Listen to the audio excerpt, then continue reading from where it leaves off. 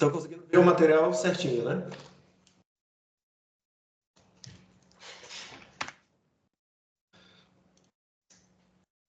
Sim.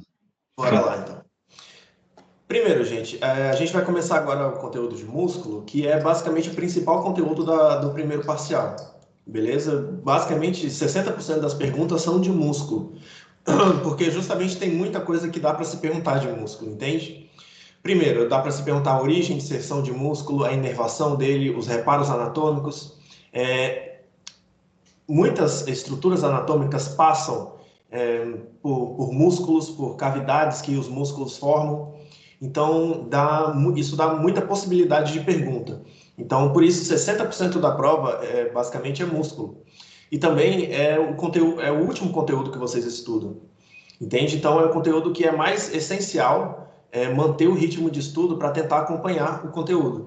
Inclusive, é muito bom também que a gente adiante o conteúdo para que vocês tenham mais tempo ainda para estudar. Beleza? Então, esse aqui é basicamente o conteúdo mais importante do primeiro parcial. Então, a gente vai passar por ele com bastante calma, beleza? Com bastante atenção, e o que vocês tiverem de dúvida, vocês podem perguntar. Vamos lá, quais são as coisas, primeiro, os conceitos básicos de músculo. O que é um músculo? Vocês vão ter mais dor de cabeça com histologia, para entender o que é o músculo. A anatomia a gente só precisa saber o macroscópico dele, né? A gente não precisa saber as unidades contráteis, as linhas, a linha M, a linha zeta, não precisa saber disso. Em anatomia, o que a gente precisa saber é que o músculo ele é um tecido contrátil, beleza? Que ele vai ter basicamente duas pontas. Ele vai ter uma origem e uma inserção. A origem do músculo vai ser basicamente a ponta dele que vai ficar fixa. Porque como o músculo é um tecido contrátil, ele vai ter a função de diminuir a distância. Quando ele se contrai, ele vai diminuir a distância da origem e da inserção dele. Só que a origem vai ser o ponto fixo do músculo, ou seja, vai ser o ponto que não vai se movimentar. E a inserção vai ser o ponto móvel, o que vai ser aproximado da origem quando contrai o músculo, entende? Ou seja, basicamente a origem é o ponto fixo e a inserção é o ponto móvel. Por exemplo, se eu estou puxando uma caixa com uma corda, eu vou ser a origem do músculo, entende? A corda vai ser o tendão. E a caixa que eu estou puxando vai ser o ponto de inserção, entende? Isso é um outro conceito que vocês têm que saber. O músculo, a parte vermelha do músculo aqui, a parte da carninha, são as unidades contráteis, são as fibras musculares contráteis. E o que acontece? São essas fibras que elas têm a função de se acortar, elas se tornam mais curtas. E aí, eles transmitem essa tensão mecânica através do tendão. Aqui, ó, toda a tensão mecânica gerada pelas fibras contráteis dos músculos são transferidas para o ponto de inserção através do tendão. O tendão, ele vai ser basicamente a corda, não é? É o tecido contrátil, é a carninha aqui que vai fazer o trabalho, só que o tendão é o que vai transferir essa tensão mecânica. É ela que vai ser a corda que vai puxar o meu ponto de inserção. Beleza? E o tendão, ele não vai ser feito de tecido contrátil, ele vai ser simplesmente um cordão feito de colágeno 1. Ou seja, é o mesmo material dos ligamentos. Beleza? É inclusive por isso também que os músculos eles podem ser considerados ligamentos ativos, porque eles também têm esse componente de tensão neles, de ligamento aí, de colágeno 1, e eles são ligamentos, eles podem trabalhar como ligamentos no sentido de que os músculos ao redor de uma articulação, eles também podem trabalhar como estabilizadores dessa articulação. Por exemplo, os músculos do manguito rotador, que vão ser os que formam aqui da região do ombro, eles também participam na estabilização da articulação do ombro. Então, basicamente isso são alguns conceitos básicos. E um outro conceito básico que a gente tem é a inervação do músculo. Por quê? Porque o músculo, ele é o tecido contrátil que tem essa função, só que o nervo é o que vai dar a ordem. Entende? Essa ordem vai ser gerada lá no nosso sistema nervoso central, que vai idealizar aquele movimento que a gente quer fazer, e no nosso sistema nervoso central, aquela ordem, aquele movimento idealizado, ele vai ser calculado pelos nossos circuitos nervosos e o nosso cérebro vai calcular que músculo a gente precisa contrair para fazer aquele movimento que a gente está idealizando no nosso cérebro, na nossa corteza frontal, no córtex pré-frontal, perdão. E aí o que acontece? Essa ordem de contração, ela vai ser originada do meu cérebro, na minha corteza pré-frontal, e ela vai descender pelo meu sistema nervoso central, e essa ordem ela vai viajar através do meu nervo, que vai chegar no meu musclinho aqui para ordenar com que ele se contraia. O que acontece? Cada músculo possui um nervo ou alguns nervos que são responsáveis pela inervação dele. Beleza? Um músculo que, por exemplo, se eu corto esse nervo, o meu músculo fica inutilizado, porque é o nervo que vai dar a ordem de contração do meu músculo. Beleza? E aí o que acontece? Se eu corto esse nervo, o meu músculo fica inutilizável. E aí ele eventualmente vai sofrer um processo de atrofia, vai diminuir a sua massa por desuso. Só que daí, isso é uma outra possibilidade de pergunta que eles podem ter, tanto no parcial quanto na final, por exemplo. Qual é o nervo que vai inervar esse músculo? Ou, às vezes, um nervo inerva vários músculos. Por exemplo, esses músculos aqui da região anterior do braço, todos eles são inervados por um nervo só. Se acontece alguma fratura nesse nervo, que é o músculo cutâneo, se acontecer alguma fratura nele, algum corte ou alguma coisa, vão se inutilizar basicamente 3 músculos gigantes do nosso corpo. Beleza? E aí o paciente vai chegar lá no hospital e ele não consegue fazer nenhuma flexão, ele não consegue fazer a flexão do braço, de nenhum dos 3 músculos. E aí, o que a gente vai suspeitar? A gente vai suspeitar em uma patologia não no músculo, mas na inervação dele, no nervo. Entende? Então, a gente tem que saber essa relação de qual nervo também inerva qual músculo, para ter essa conexão da clínica patológica dele. E isso a gente vê em anatomia também.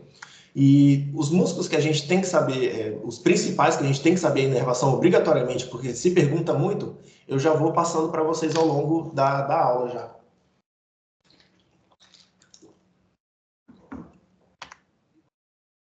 Primeiro, os músculos da mímica. Os músculos da mímica são os músculos das expressões faciais, beleza? As expressões faciais são uma das principais formas de comunicação não verbal que o ser humano possui. Então, é por isso que o nosso rosto ele tem vários e vários e vários músculos da mímica, que são responsáveis por essa parte da expressão facial, né? Dessa comunicação não verbal. Desses músculos aqui, não se perguntam de todos, né? Porque são muitos músculos aqui. Quais são os principais que mais se perguntam? A gente tem esse aqui, que é o músculo risório. Esse músculo risório, ele vai ser responsável por puxar o canto da boca e vai ser um dos muitos músculos responsáveis pelo sorriso. Porque quando a gente sorri, esse músculo risório, ele vai puxar o canto da boca, assim como os outros músculos dessa região aqui superior aos lábios, por exemplo. A gente tem o cigomático menor e o cigomático maior, que eles também são responsáveis pelo sorriso e também pela cara de nojinho também. O cigomático, ele contrai na cara de nojinho. E o que acontece? A gente também vai ter os músculos orbicular da boca, beleza? E a gente vai ter um outro músculo que ele vai ser importante. Cadê aqui? O bucinador. É esse aqui, ó. Esse músculo bucinador, ele vai ser importante porque é ele que vai ser responsável por isso aqui, ó. É ele que contrai e impede com que o ar que a gente enche a bochecha, ele é basicamente o músculo da bochecha. E é ele que vai contrair, que vai tensionar quando a gente enche a bochecha de ar, por exemplo. E a gente vai ter um outro músculo aqui, que esse aqui é o de longe o que mais se pergunta. Por quê? Toda a inervação de todos esses músculos das expressões faciais, ela vai ser feita pelo 7º par cranial.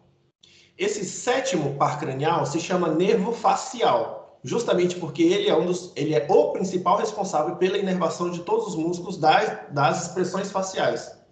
Beleza? O nervo facial inerva os músculos da expressão facial, os músculos da mímica. Só que tem um único músculo que vai ser a exceção, que vai ser esse músculo aqui, ó, que é o elevador do párpado superior, ou o elevador da pálpebra superior. Párpado quer dizer pálpebra em espanhol.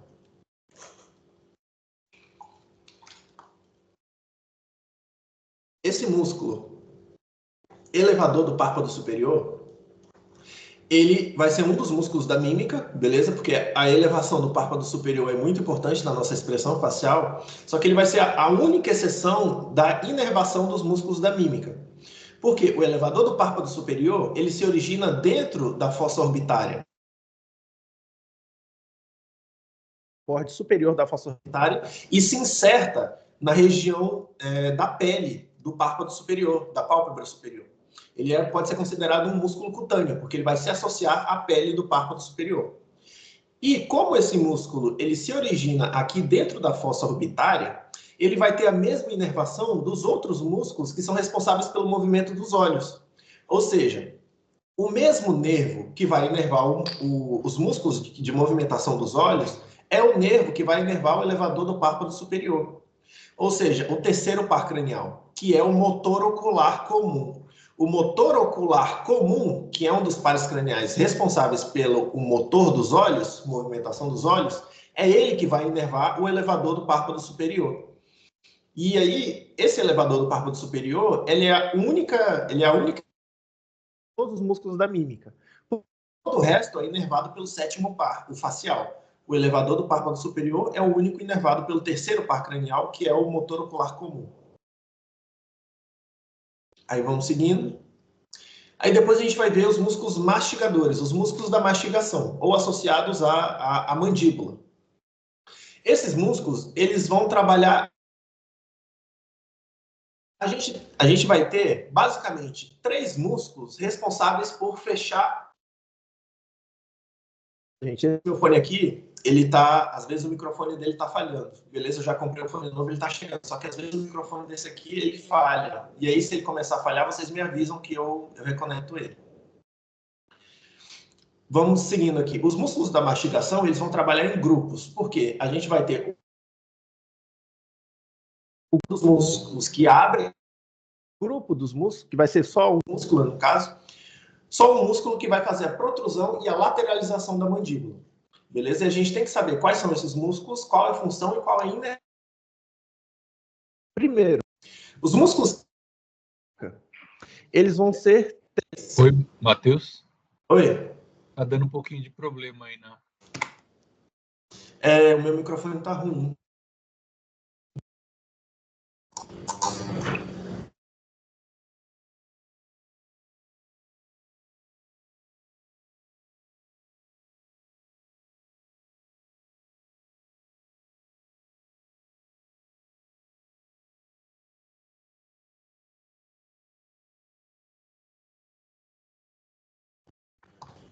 Estão me ouvindo? Agora sim. Estão me ouvindo bem? Dá para ouvir? Beleza. Tá tranquilo, agora tá tranquilo. Beleza, qualquer coisa vocês me avisam. Beleza. Beleza. Vamos lá, esses músculos que fecham a boca, eles vão ser 3. A gente vai ter o temporal, músculo temporal. Esse músculo temporal, ele vai se originar da linha do temporal, beleza? Essa aqui vai ser a linha do temporal. Ele vai se originar da linha do temporal e ele vai passar por baixo do arco cigomático, o tendão dele, vai passar por baixo do arco cigomático e vai se insertar na espina da mandíbula. Beleza? E quando ele contrai, ele vai fechar a boca. O próximo músculo vai ser o masseteiro. O músculo masseteiro, ele vai se originar do arco cigomático e ele vai se insertar na cara externa do ângulo da mandíbula. E esse aqui vai ser o masseteiro. O masseteiro é um dos músculos mais fortes que a gente tem no corpo. Beleza? Ele é um dos mais fortes aí. E aí, um outro músculo responsável também por fechar a boca vai ser o pterigóide interno. Por que ele se chama pterigóide? Porque, se a gente lembra da classe lá de ossos, a primeira classe que a gente teve, a gente vai ter o osso esfenoides, que ele vai ter formato de mariposa, e ele vai ter as apófises pterigóides.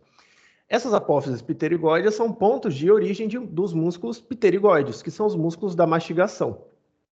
Que a gente pode ver aqui, ó. O pterigóide interno, ele vai se originar da fossa pterigóidea, que é uma das partes do esfenoide, e a inserção dele vai ser no ângulo da mandíbula, na cara interna do ângulo da mandíbula. E aí, quando ele contrai, ele também vai ser responsável por fechar a boca.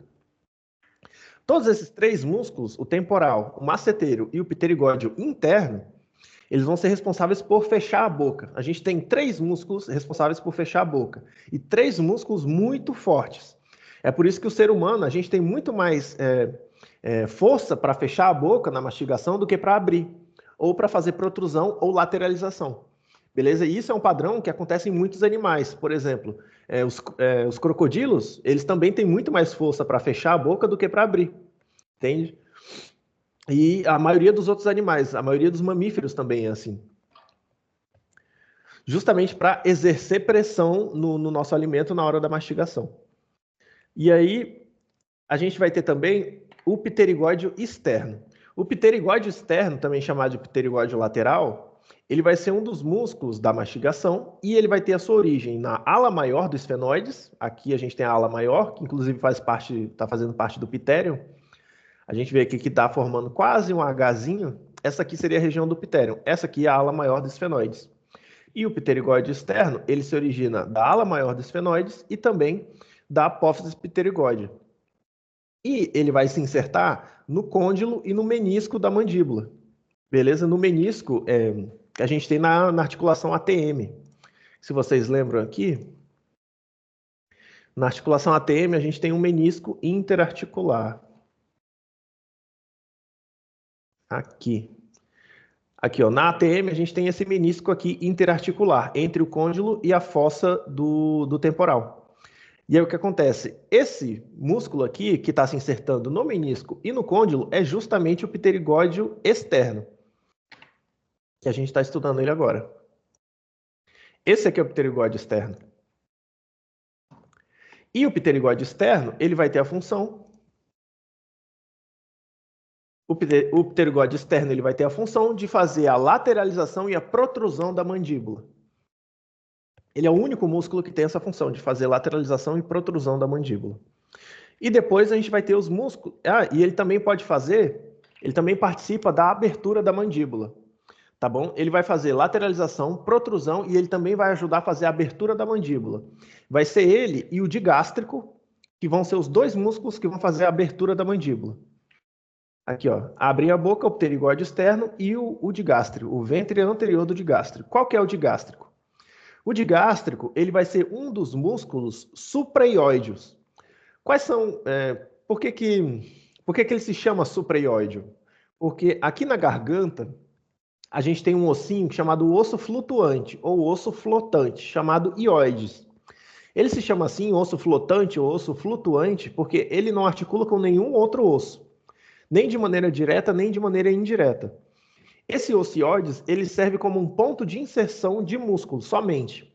E aí, a gente tem os músculos que se insertam na parte de cima dele, que são os supraioideos, e os que se insertam na parte de baixo dele, que são os infraioideos. E o ióides também, ele vai estar associado à própria laringe, que é o nosso órgão da fonação e que a gente tem aqui, que é o gogó, né, basicamente. Ele está associado ao gogó, à laringe, aqui. E aí, o que acontece? Quando esses músculos mexem o ióides, também vai mexer a nossa laringe. Esses músculos associados ao ióides, eles vão ter função na deglutição e na fonação, que a gente já vai ver eles daqui a pouco. Um desses músculos supraioides é o digástrico. Ele se chama assim porque ele vai ter dois ventres, um ventre anterior, ou duas partes, né? Um ventre anterior e um ventre posterior. O ventre anterior do digástrico, ele vai se insertar aqui no ângulo anterior da mandíbula, na cara interna. E é esse ventre anterior do digástrico que vai ser responsável por abrir a boca. Beleza? Quando esse ventre anterior ele contrai, é responsável por abrir a boca. E o ventre posterior, ele vai se insertar na apófise mastoidea e ele não vai ter relação com a mastigação. Ele vai ter uma relação mais com a deglutição. E esses são os músculos mastigadores. A gente tem que saber os grupos, né? Oi?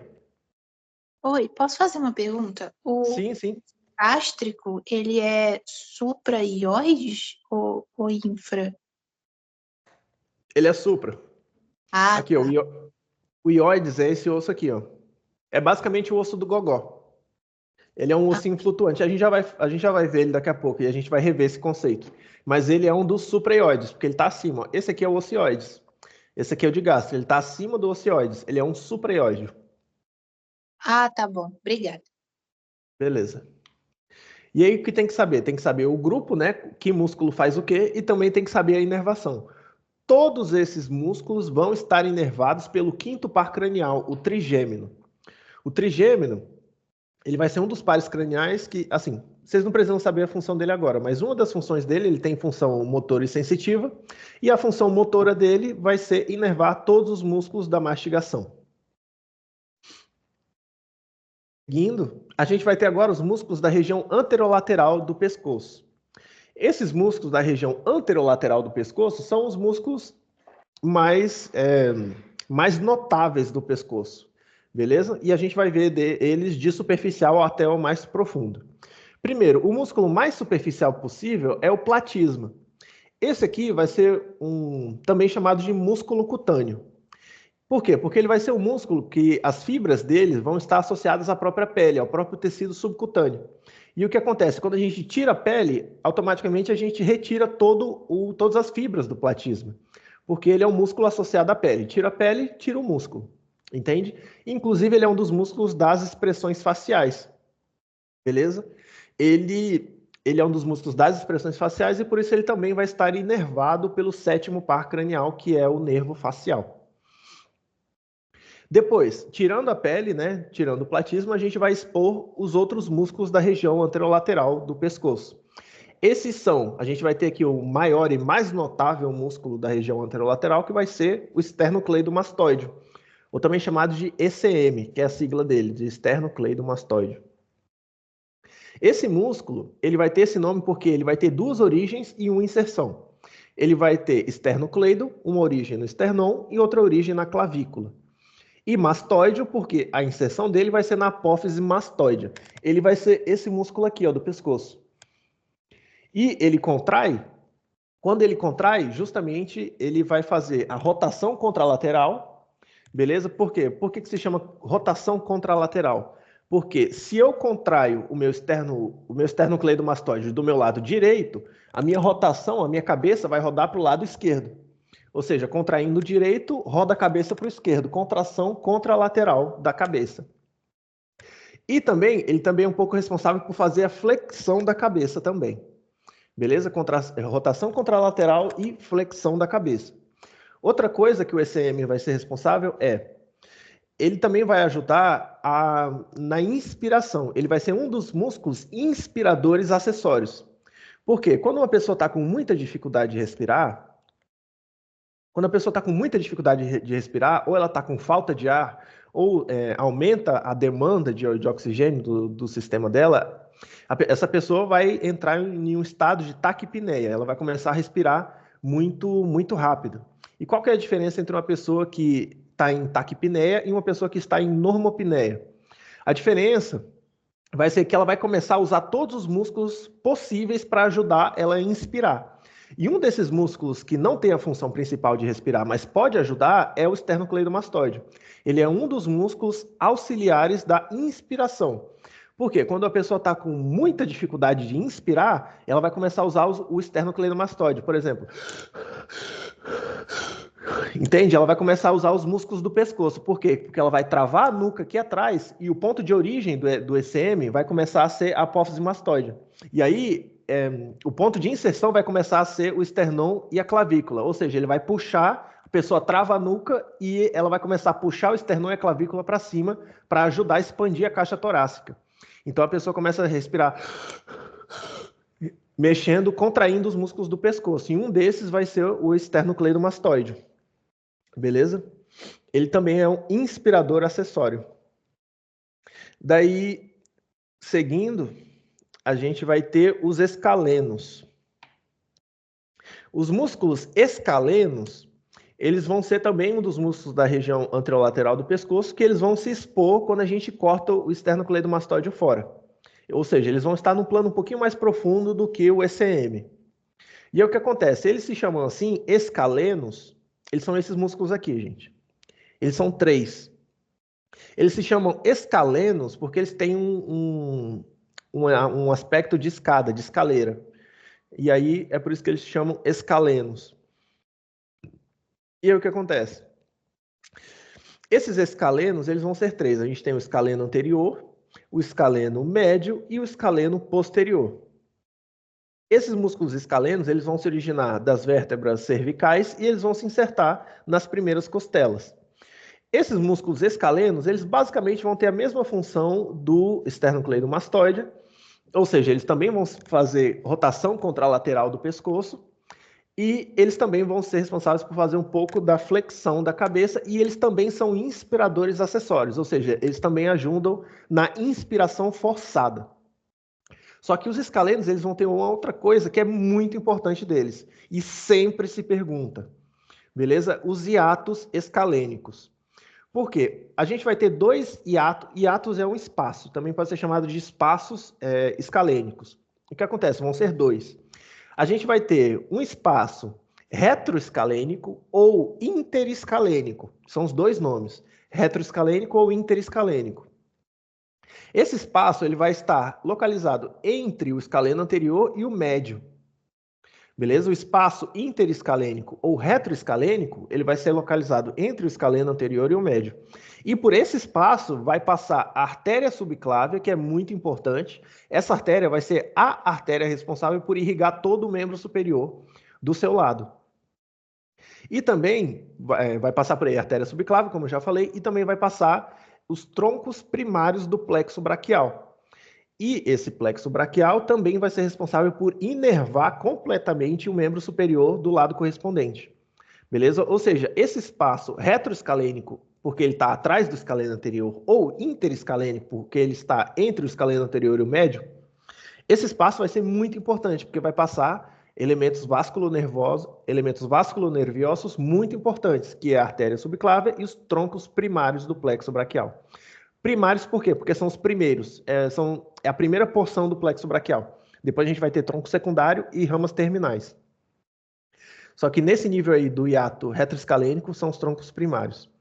O que acontece? Como essa parte aqui, o hiato retroescalênico, ele está entre dois músculos, entre os dois escalenos, anterior e médio, e frente a uma parálise dos escalenos ou um tumor muscular, um mioma, um miosarcoma, qualquer massa que diminua esse espaço entre os dois escalenos, pode pressionar a artéria subclávia.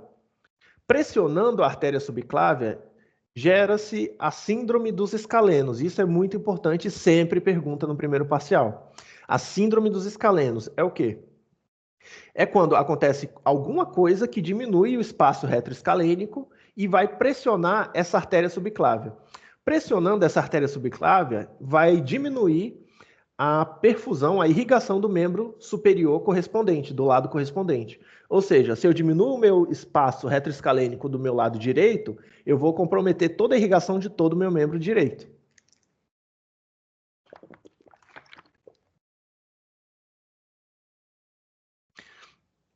Essa é a síndrome dos escalenos. Só que como é que isso vai se expressar?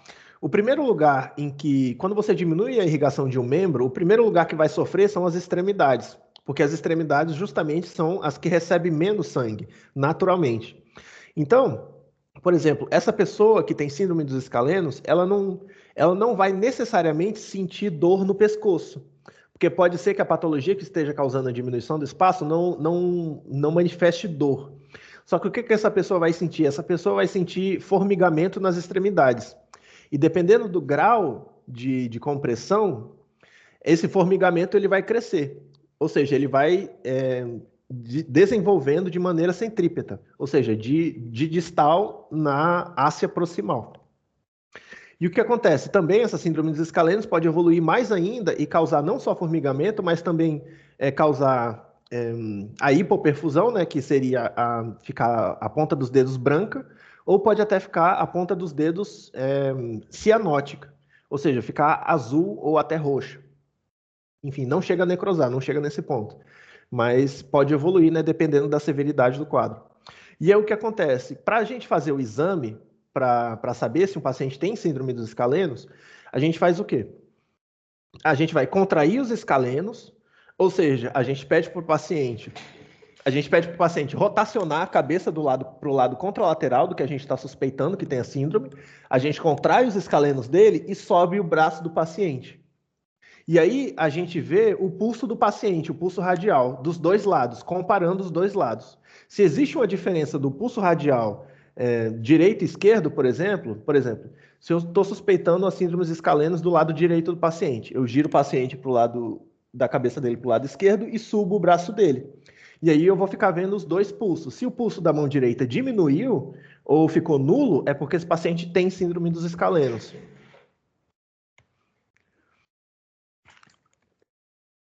Isso é uma relação anatômica muito importante que sempre se pergunta. É essencial que vocês vão para essa prova sabendo de espaços escalênicos, conteúdo deles e as síndromes escalenos.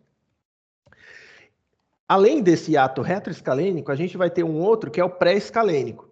O retroescalênico, ele estava atrás do escaleno anterior. O pré-escalênico, ele vai estar na frente do escaleno anterior. Ou seja, ele vai ser o espaço na frente do escaleno anterior. E por esse espaço vão passar também duas coisinhas, que são importantes também, que vai ser o nervo frênico.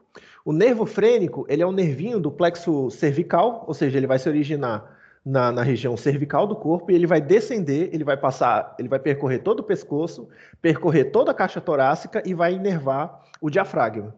Nervo frênico inerva o diafragma. Tudo que está relacionado a diafragma, a respiração, vai ter esse sufixo frênico, porque frênico é uma palavrinha que é relacionada à respiração, a diafragma, beleza? E, beleza, por aí, por esse espaço pré-escalênico, vai passar o nervo frênico e a vena subclávia. Aqui a gente tem a vena jugular e aqui a gente tem a vena subclávia. Por trás, aqui ó, no hiato retroescalênico, a gente está vendo a artéria subclávia, atrás do escaleno anterior. Na frente do escaleno anterior, do músculo escaleno anterior, a gente vê aqui a vena subclávia, ou a veia subclávia. Que daí a veia subclávia ela vai recolher todo o sangue venoso do membro superior também, correspondente. E eu esqueci de citar a inervação deles. A inervação, gente, do esternocleidomastoide, assim, a inervação do platisma, ele vai ser pelo sétimo par cranial, o facial, porque o platisma é um dos músculos da expressão facial. Agora, a inervação do esternocleidomastoide é o mesmo nervo também que inerva o trapézio, que é esse músculo aqui que a gente já vai falar daqui a pouco. A inervação do ECM e do trapézio é feito pelo 11º par cranial, que é o par 11, que é o par acessório, ou espinal também pode chamar. Beleza? Esse par cranial, o 11º, ele vai inervar o ECM e o trapézio. E os escalenos, eles vão estar inervados pelos próprios músculos da região cervical, não é por par cranial. Aí, beleza. Agora a gente vai ver músculos da região anterior do pescoço. Antes a gente estava vendo músculos da região anterolateral, agora a gente vai ver músculos da região anterior do pescoço. Esses são os músculos associados ao ióides, ao osso ióides, que eu falei agora, que são os supraioides e os infraioides. Esses músculos aqui, ó, esse aqui é o osso ióides. Ele vai ser um osso que ele vai ter um formatinho de asa delta, como se fosse assim, justamente porque ele tem esse formato ótimo para inserção de músculos nele. E ele é chamado osso flotante. Ele é o único osso flotante ou flutuante que a gente tem no corpo, porque ele não articula com nenhum outro osso, nem direta nem indiretamente. Ele só vai ter associação com órgãos e com músculos. Aqui a gente tem, por exemplo, o osso ióides, que ele é um osso flotante, e ele vai estar ligado à nossa laringe. Nossa laringe, que é o nosso órgão da fonação. Beleza? É na laringe que a gente tem as cordas vocais e os músculos associados ao ióides também, eles vão estar relacionados aí à fonação também. E também eles vão estar relacionados à deglutição. Por quê? Quando a gente imagina aqui, ó, quando os músculos, por exemplo, supraioides, eles vão contrair, eles vão subir o ióides. Subindo o ióides vai puxar junto toda a nossa laringe. Ou seja, toda a parte da nossa laringe aqui também vai subir junto. Da mesma forma, quando os músculos infraioides contraem, eles vão abaixar o ióides, puxar o ióides para baixo. E aí também vai mover a nossa laringe para baixo. Qual que é a importância disso? Isso aqui, ó. Isso aqui é o ato da deglutição. Esse aqui seria um corte sagital, né? No caso, esse aqui seria o osso ióides. Beleza? O osso ióides, quando ele sobe, são os músculos supraioides que estão contraindo. O osso ióides, ele vai estar relacionado com a laringe, beleza? Que é o nosso órgão da fonação, e acima da laringe, a gente tem aqui a epiglotis. Essa aqui que vai ser a epiglotis, que ela vai tapar a nossa via aérea na hora da deglutição. E aí o que acontece? A gente, por exemplo, está bebendo água, e aí quando a gente engole essa água, os supraioides eles vão contrair e vão subir o ocioides. Subindo o ocioides também vai a nossa epiglottis, a nossa laringe também vai subir. E aí a epiglottis ela vai travar na base da língua. E aí, travando na base da língua, ela vai tapar a nossa via aérea e vai conduzir o que a gente está mastigando, ou o líquido, o que a gente estiver engolindo, para o esôfago. E aí, o que a gente está engolindo vai ser conduzido para o esôfago através da epiglote, através da contração dos músculos supraioides. Beleza? Esse aqui seria o mecanismo da deglutição. Outra coisa que eu quero que vocês percebam é isso aqui, ó. A gente tem o palato duro, que é o céu da boca duro, e a gente tem o palato blando, que está logo depois. Esse palato blando, ou palato mole, é que vai estar localizado a úvula. A úvula, que é o sininho que fica atrás da boca, que a gente vê quando abre a boca. A gente vê o sininho, é a úvula.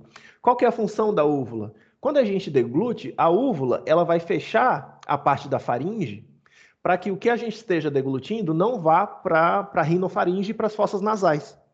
Beleza? Ou seja, a campainha da boca, o sininho da boca, a úvula, ela vai ter a função de fechar a nossa via aérea superior aqui para conduzir também o que a gente estiver engolindo para o esôfago, de maneira que a gente não se afogue, né, quando estiver engolindo. Esse mecanismo falha, por exemplo, quando a gente tem alguma coisa na boca e ri.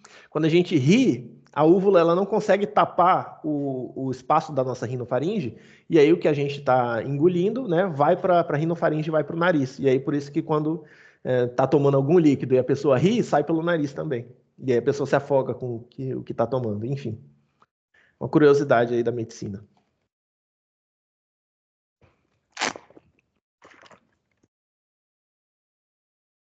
Músculos supraioides. Quais vão ser esses músculos? A gente tem, eles vão ser 5 músculos. A gente vai ter o digástrico, que a gente já citou ele, que vai ser esse músculo aqui, que ele vai ter 2 ventres, ou 2 partes. Ele vai ter o ventre anterior do digástrico e o ventre posterior do digástrico.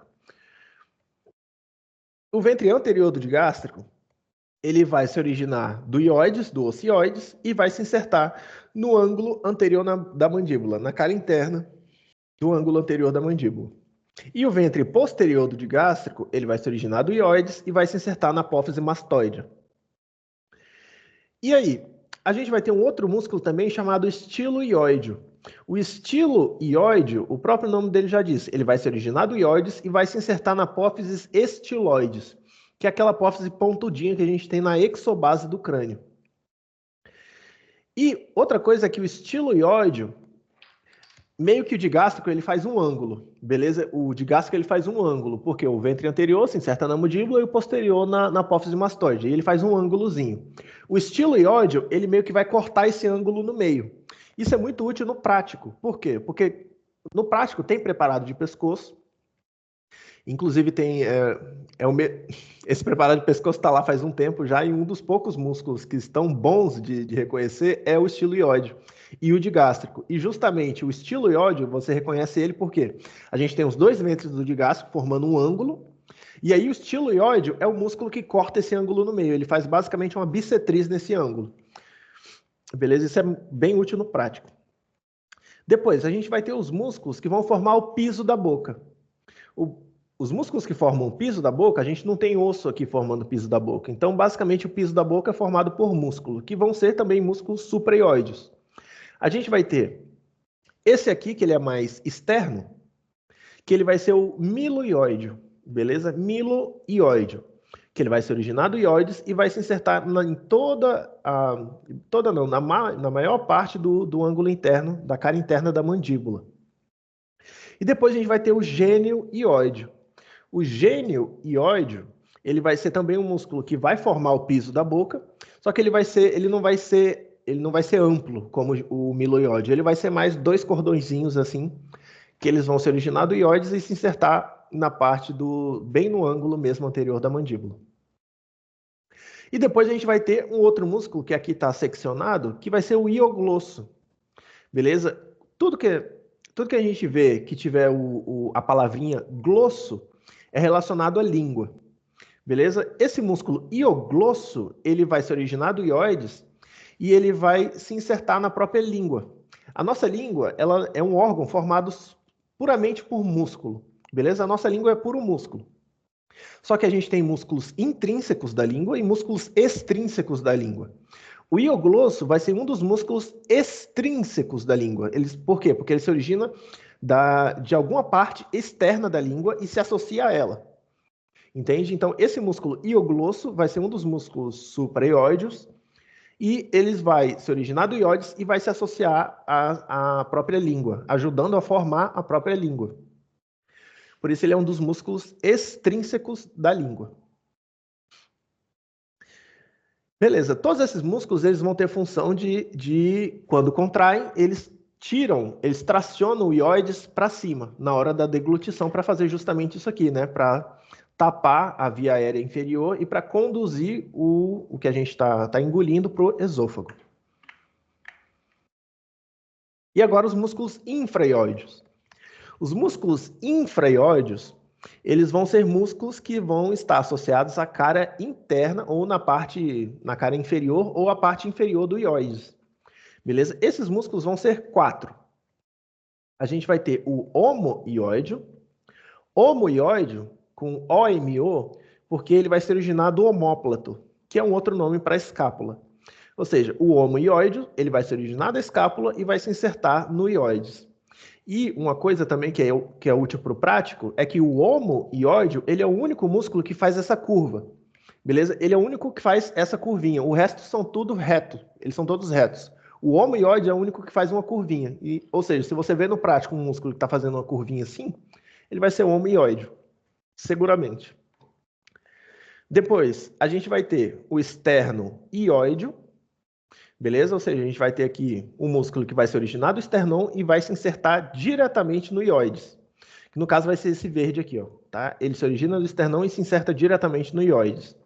Depois a gente vai ter outros 2 músculos. A gente vai ter o esterno-tiroide, porque ele vai se originar do esternon e se insertar no cartílago tiroide. Esse cartílago tiroide que é o nosso gogó, basicamente.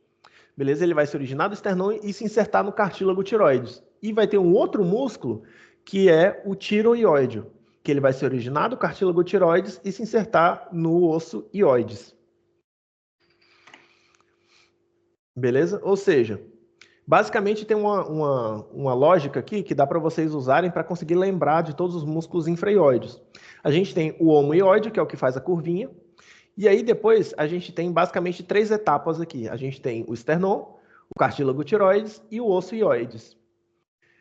A gente vai ter um músculo que faz todo o caminho de uma vez, que é o esterno-ióide, e depois a gente vai ter um músculo que faz metade do caminho e outro que vai completar a outra metade do caminho. Ou seja, o esterno-tiroide, que só vai até metade do caminho, só até o cartílago tiroides, e o outro que vai completar o caminho, que é o tiroióide. Beleza? Mas tem que chegar ali no ossinho ióide. Esses vão ser os 4 músculos que formam um conjunto de músculos infraióides. E todos eles vão ter a função de tracionar o ióides para baixo e eles vão estar relacionados à fonação, à fala.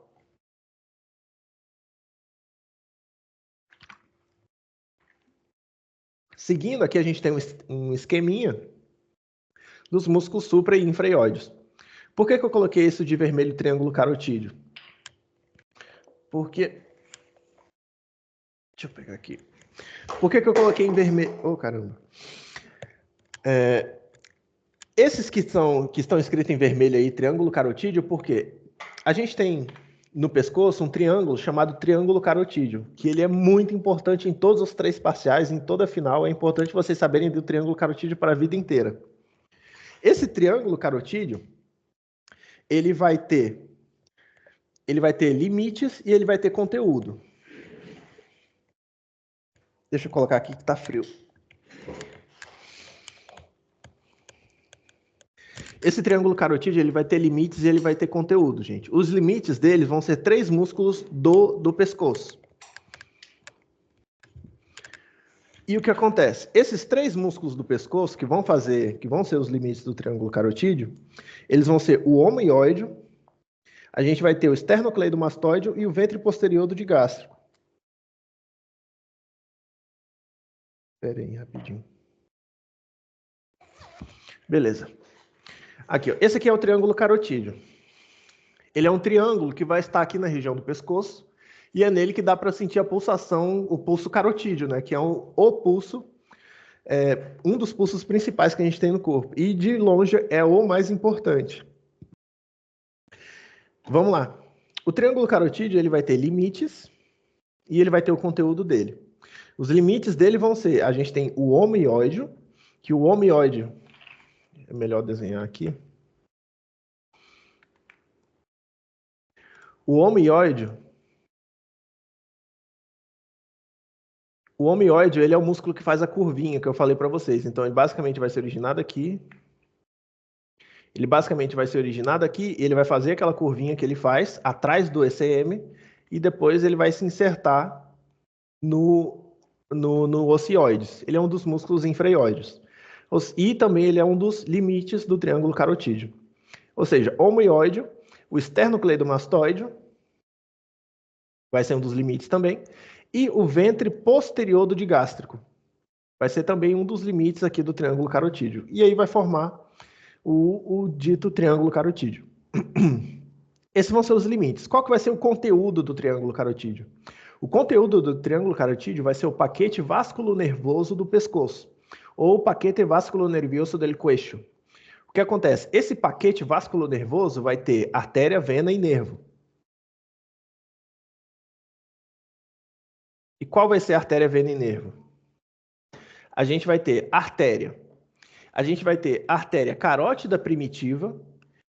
E também a gente vai ter a bifurcação da carótida primitiva em carótida interna e carótida externa. Ou seja, de componente arterial, a gente vai ter tanto a carótida primitiva quanto a bifurcação em carótida externa e interna. Tudo isso dentro do triângulo carotídeo. Inclusive, o ponto de bifurcação das duas carótidas vai ser mais ou menos na bissetriz do ângulo entre o ventre posterior do digástrico e o homeóide. Ou seja, a nível da bissetriz do ângulo do triângulo carotídeo, a gente vai ter aqui a bifurcação da carótida. Isso é importante, isso se pergunta. É mais ou menos também a nível de C3, C4. Beleza, gente? É mais ou menos a nível da vértebra C3 ou C4 também, a bifurcação das carótidas. E esse vai ser o componente arterial. Qual que vai ser o componente venoso? Vai ser a vena jugular interna. Essa vena jugular interna, ela vai ser responsável por recolher todo o sangue venoso, não só do encéfalo, ou seja, do sistema nervoso central, mas também da parte externa do crânio. E dos órgãos também, né, externos da nossa cabeça. Os olhos, a língua, o sistema digestivo, enfim. Tudo isso vai ser recolhido pela vena jugular interna. E depois a gente vai ter o componente nervoso, que vai ser o nervo vago, o 10º par cranial. Esse nervo vago, também chamado de neumogástrico, ele vai ser um dos principais pares craniais que a gente tem no corpo e, de longe, um dos que tem mais funções. Porque ele vai ser sensitivo, motor e parasimpático e ele vai inervar órgãos respiratórios, órgãos digestivos e também o coração. Então ele vai ter muitas funções aí, só que vocês vão ter dor de cabeça com ele na próxima parcial. Por enquanto, só tem que saber que ele passa por aí no triângulo carotídeo.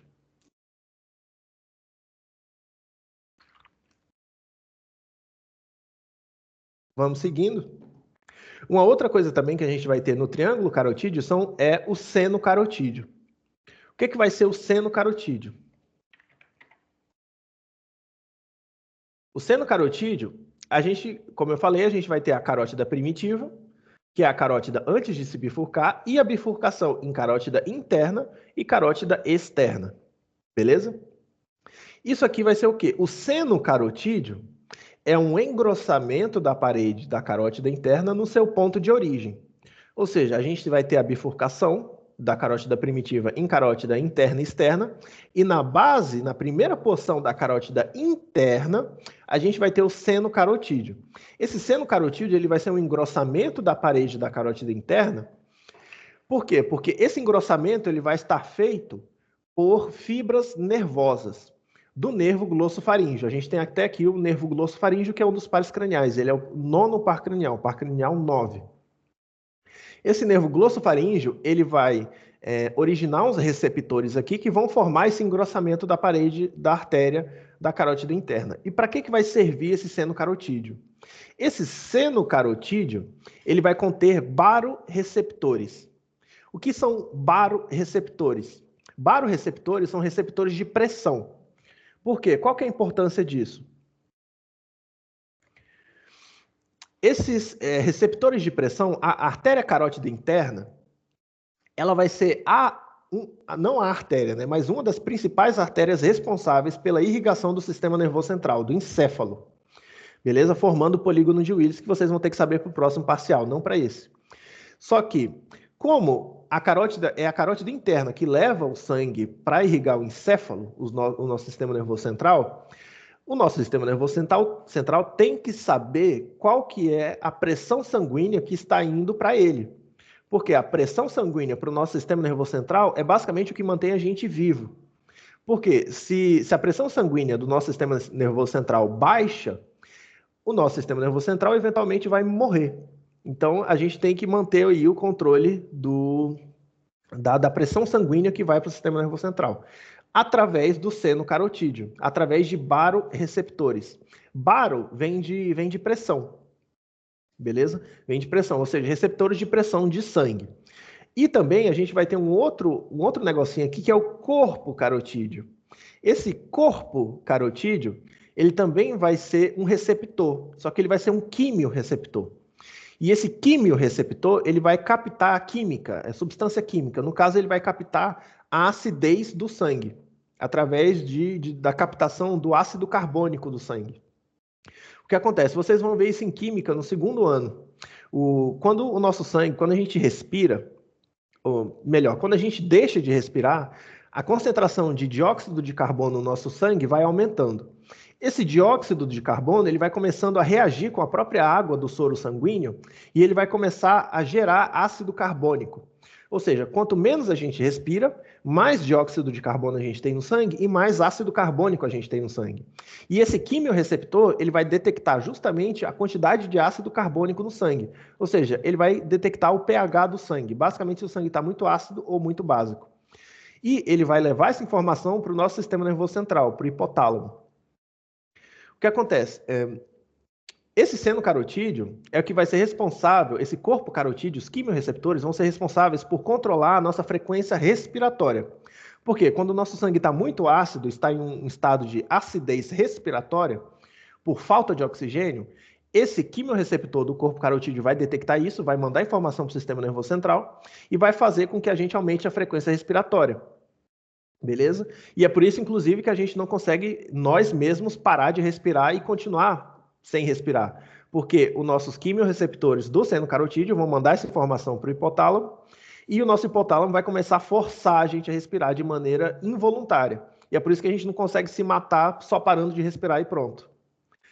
Outra coisa é que o seno carotídeo, como ele vai captar a pressão sanguínea, o que acontece? Esse seno carotídeo, ele capta a pressão sanguínea não só do sangue, da pressão que o sangue exerce nas paredes do vaso. Por quê? Se acontece alguma pressão exógena à parede do vaso, esse seno carotídeo vai interpretar que é uma pressão endógena, de qualquer forma.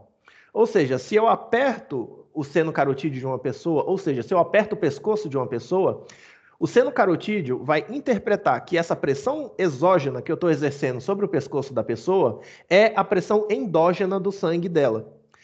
Ou seja, o seno carotídeo vai interpretar que essa pressão que eu estou exercendo é a própria pressão do sangue. Ou seja, vai interpretar que eu estou com um estado de hipertensão arterial.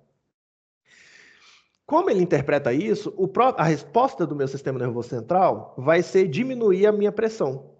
Ou seja,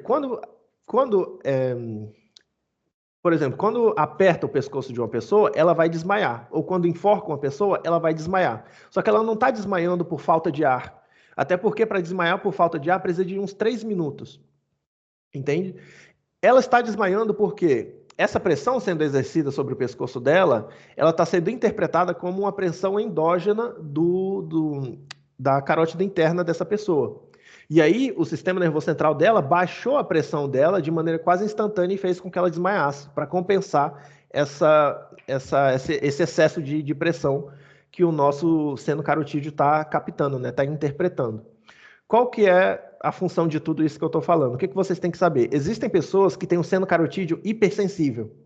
Ou seja, qualquer pressãozinha, eu não preciso apertar o pescoço da pessoa para fazer com que ela desmaie.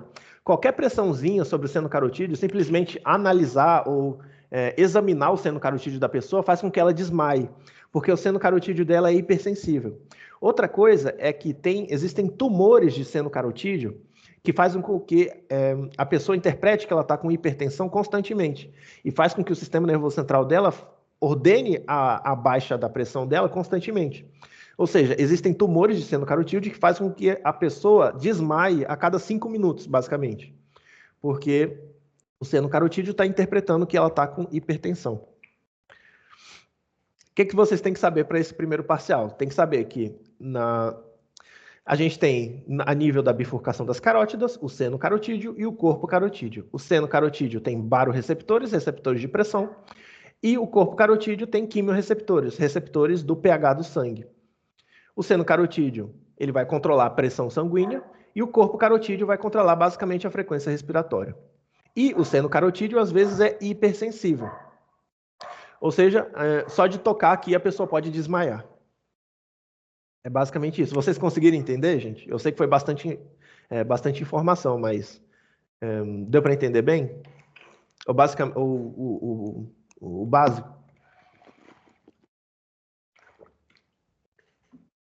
Vocês conseguiram? Mais ou menos, bastante informação mesmo. Sim, bastante coisa. Tem bastante coisa, bastante informação. Mas deu para entender. Sim, basicamente, seno carotídeo ele vai pegar a pressão, ele vai captar a pressão. Químio e o corpo carotídeo, ele vai captar o pH do sangue. É basicamente isso, é a ideia principal.